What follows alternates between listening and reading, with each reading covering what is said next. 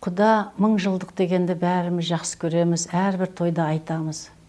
Бірақ сіздер қазір қалай құдалармен сол 1000 жылдық тарихты күшейтіп жалғастырып жатсыздар ма?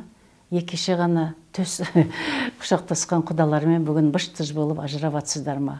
Сонда неге ажырасу өте көп біздің семьяларымызда? Осыны ойланайықшы.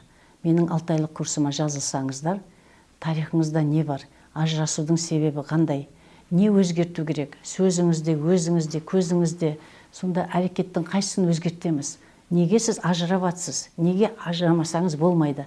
Мысалы, бір себебі мен сізге айтайын. Бейсаналы түрде ажыраған әке мен шешенің ұлдары, қыздары міндетті түрде ажырасуға іштей дайын болады. Әрине, психоаналитиктің көмегіне жүгінбесе, психоанализдің 6 айлық курсын өтпесе, онда неше ұрпақ бірінен кейін бет ажырай береді. Атасы ажыраған, әкесі ажыраған, енді мына жігіт, мына қыз өзі де ажырап жатыр.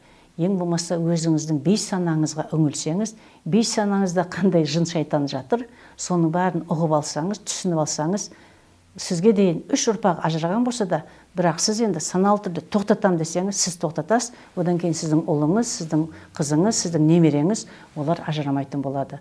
Мүмкін осындай бір үйлесімділікті үйренейік. Жазылыңыздар, келіңіздер.